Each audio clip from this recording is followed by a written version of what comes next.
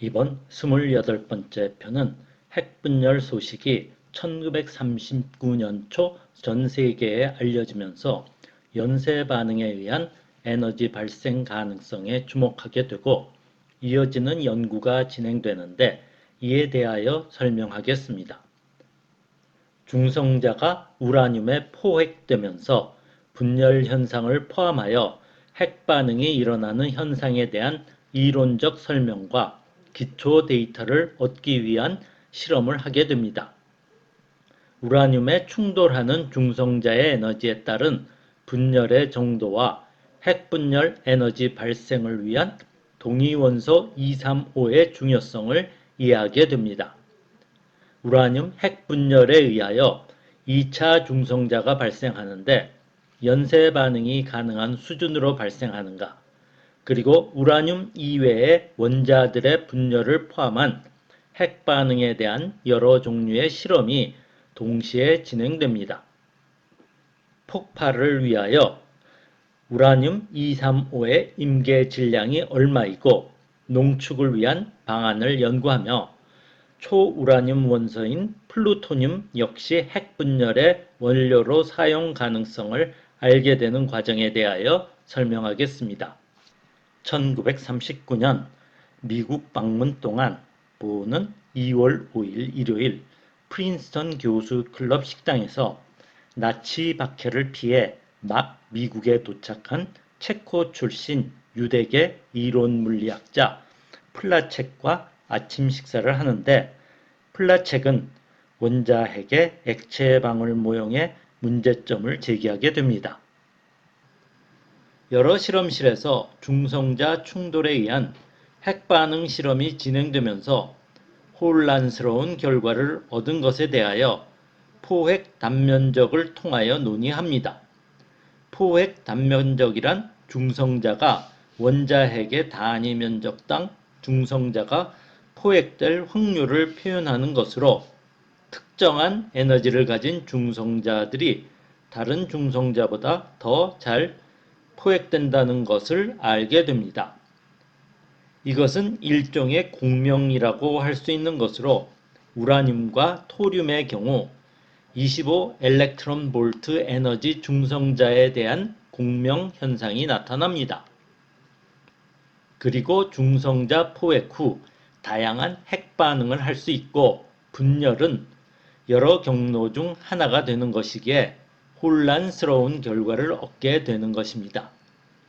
토륨의 중성자에 의한 분열은 프리쉬가 처음 발견했는데 우라늄과는 분열 특성이 다른 양상이었습니다.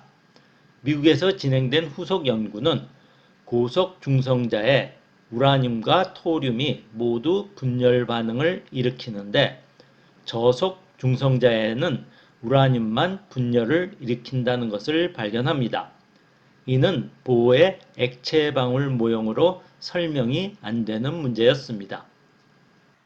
보호가 플라첵과 논의하던 중 해결 방안을 생각합니다. 천연 우라늄은 질량 235와 238의 두 가지 성분이 있다는 것을 1935년 알게 되고 1938년 미국의 물리학자 하버드대학의 니언은 정밀 질량 분석기로 천연 우라늄의 235가 0.7% 포함되어 있다는 것을 알아냅니다. 보호는 토륨 232와 우라늄 238은 중성자 에너지에 대한 단면적의 그래프 곡선이 유사하여 고속 중성자에 의하여 분열을 나타내고 우라늄 235는 그래프 곡선이 다른 모양으로 저속 중성자에 의하여 분열이 일어난다는 것이었습니다.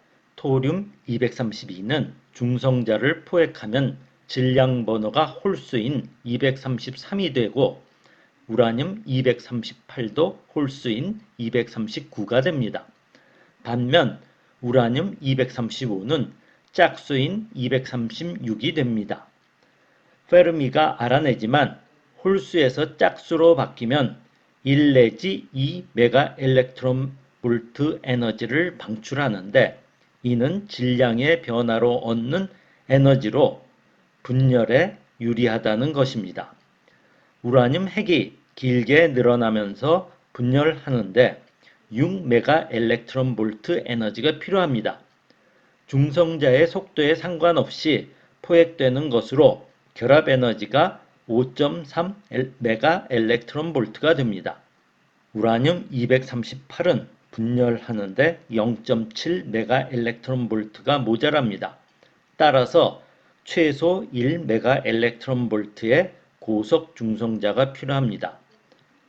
반면 우라늄 235는 한 개의 중성자를 흡수하는 것만으로 홀수에서 짝수로 변화하면서 1 내지 2 메가 엘렉트론 볼트를 얻게 되므로 중성자의 에너지에 상관없이 분열하게 되는 것입니다. 천연 우라늄은 대부분 238이므로 235가 분열하면서 내보내는 중성자를 대부분 포획하여 안정하게 됩니다.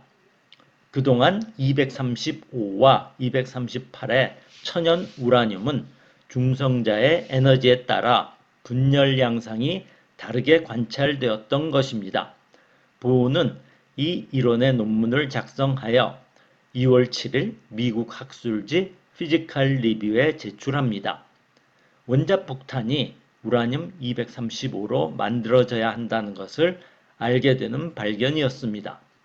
그러나 당시 우라늄의 동위원소 235를 분리한다는 것은 거의 가능하지 않다고 생각하였기 때문에 학계에서 핵 에너지 이용은 요원하다는 생각이 지배적이었습니다. 1939년 여름 프리쉬는 영국 버밍햄 대학을 방문하게 되는데 2차 세계대전이 발발하면서 거기에 머무르게 되고 보의 우라늄 235에 의한 핵분열 논문을 공부하고 동위원소 분리에 대하여 생각합니다. 동위원소 분리는 독일 물리화학자 클루시우스에 의해 개발된 긴 관을 사용하는 가스열 확산법을 생각합니다. 당시 영국에서 공부하고 버밍햄 대학에 있던 유대계 독일 물리학자 파이얼스를 만나게 되면서 우라늄 235 분열에 대하여 같이 생각하게 됩니다. 프리쉬는 순수한 우라늄 235를 분리하여 핵분열 연쇄 반응을 일으키기 위하여 얼마의 양이 필요한가를 파이얼스와 예측합니다. 파이얼스는 임계 질량을 계산하는 식을 고안하였고 보의 논문을 참고로 추정된 중성자 충돌 단면적을 대입하여 얻은 결과는 놀랍게도 수 킬로그램 정도이면 폭발이 가능하고 그 위력은 TNT 수천 톤에 해당하는 것으로 태양 내부 온도보다도 높아진다는 결과를 얻게 됩니다. 우라늄 235는 클루시우스 관 10만 개 정도로 수주일 동안에 1kg 정도를 분리할 수 있다고 예측합니다. 당시 영국의 레이더 개발 책임자로 버밍햄 대학 물리학과 학과장인 호주 출신 물리학자 올리펀트에게 이 결과를 알리게 되고 1940년 3월 연구 결과를 정리하여 프리쉬 파이얼스 제안서가 만들어집니다. 원자폭탄 제조의 기본적인 메커니즘을 처음으로 정리한 보고서로 후에 미국 원자폭탄 제조에 큰 영향을 미치게 됩니다. 보고서의 임계 질량은 적게 예측한 것이었지만 실험 결과가 매우 부족한 상태에서 거의 이론적으로만 예측한 것으로 원자폭탄 가능성에 대한 최초의 공식적 제안이라 할 수 있습니다. 페르미를 비롯하여 대부분의 물리학자들은 당초 연쇄 반응에 대하여 부정적이었습니다. 만약 우라늄 분열에 의하여 중성자가 발생하여 연쇄 반응이 일어날 정도라면 천연 우라늄은 존재하지 않을 것이라 생각했습니다. 미국에 도착한 실라르드는 페르미와 같이 연구하였는데 2월 중순 2차 중성자를 측정하기 위한 실험에 착수하여 분열당 2개의 중성자가 발생하는 결과를 얻었고, 페르미도 비슷한 결과를 얻었으며 연쇄 반응이 가능할 수 있음을 확인하게 됩니다. 실라르드와 페르미가 각자 작성한 2차 중성자 논문은 피지컬 리뷰의 우선순위를 위하여 제출하지만 편집자에게 비밀 문제가 해결될 때까지 발표를 보류하도록 요청합니다. 프랑스 팀도 흡수된 중성자당 3.5개의 중성자가 나온다는 것을 알아냅니다. 미국 물리학자들은 핵분열 관련 연구에 관하여 비밀을 유지해야 하는가에 대한 논란이 있었습니다만, 프랑스 팀이 3월에 네이처에 발표하므로 비밀 유지의 의미가 없어집니다. 1939년 미국 물리학회 춘계학술회의에서 원자폭탄에 대한 토론이 있었는데, 보어와 아인슈타인은 우라늄 235로 저속 중성자 포격에 의한 원자폭탄의 가능성을 선언하게 됩니다. 그러나 많은 물리학자들은 동위원소 235를 분리하는 것이 불가능하지는 않더라도 매우 어려울 것이라는 의견이었는데, 예일대의 노르웨이계 미국 물리학자 온사거는 고온 가스 확산에 의하여 분리 가능성을 제안합니다. 미국 버지니아 대학의 물리학자 빔스는 1936년 고속 원심 분리에 의한 동위원소의 분리 가능성을 제안합니다. 이 방법에 의한 우라늄 235 분리는 맨하탄 프로젝트에서는 중간에 포기됩니다만, 종전 후 소련에서 독일 출신 과학자와 엔지니어가 발전시켜 동위원소 분리에 성공합니다. 1940년 말 컬럼비아 대학의 물리학자 더닝은 가스 확산법에서 불화 우라늄의 부식성으로 문제가 있던 실리카의 확산 장벽을 노쇠로 바꾸면서 소량의 우라늄 235 농축에 성공합니다. 원자폭탄 제조의 문제는 우라늄 235의 연쇄 반응에 의하여 가능하다는 것은 알았지만, 실현 가능성을 위하여 두 가지 노력을 하게 됩니다. 하나는 235를 분리하여 사용하는 것이고, 다른 하나는 천연 우라늄 자체를 원료로 사용하는 방안입니다. 페르미와 실라르드는 천연 우라늄을 연쇄 반응에 바로 사용하기 위한 연구를 시작합니다. 저속 중성자는 대부분을 차지하는 우라늄 238에 공명 흡수되기 때문에 감속제를 사용하여 중성자의 속도를 줄이는 것이 중요하다고 생각합니다. 감속제로 물의 수소를 사용하는데 수소 자신이 중성자를 포획하기 때문에 활용 가능한 중성자 수를 감소시키는 문제가 있게 됩니다. 물 대신 순수한 흑연을 사용하는 것을 고안하여 천연 우라늄의 분열 연구를 진전시키지만 별 소득이 없었습니다. 1940년 5월 프린스턴 대학의 물리학자 터너는 핵 분열에 관한 총설 논문을 통하여 우라늄 238의 중성자 포획 후 초우라늄으로 변화하여 분열이 일어날 가능성에 대하여 생각하였습니다. 중성자가 우라늄 238을 포격하면 우라늄 239가 되고, 베타 붕괴로 전자를 방출하면 원자 번호 93이 될 것이고, 베타 붕괴를 한 번 더 한 원자 번호 94의 초우라늄 원소가 우라늄 235와 비슷하게 핵 분열을 할 거라고 예측합니다. 지금은 플루토늄이라고 하지만 터너는 오스뮴을 넘어서라는 뜻의 에카 오스뮴이라 불렀습니다.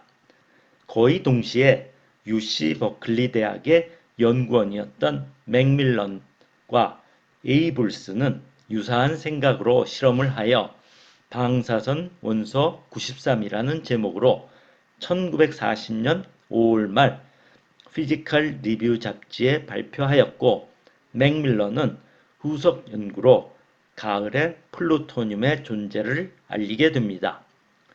UC 버클리의 젊은 화학자 시보그는 플루토늄에 대한 성질을 규명하고 분리하는 연구를 시작합니다. 1939년 3월 14일 히틀러는 체코슬로바키아를 위협하여 공화국을 분할시키고 일부를 독일에 합병하고 일부는 보호국으로 만들었습니다. 핵분열 에너지는 우라늄 235를 사용하여 연쇄 반응에 의하여 가능하다는 기초 연구를 얻었지만 이론적인 결과이고 실험적인 확증은 없는 상태였습니다만 헝가리 출신 3인방인 실라르드, 위그너, 텔러는 독일 나치의 원자폭탄 개발 가능성에 조바심을 가지고 미국 정부에 원폭 개발을 제한해야 한다는 생각을 하게 됩니다. 당시 미국과 영국뿐 아니라 독일, 일본에서도 정부의 지원으로 원자폭탄을 위한 연구가 진행됩니다.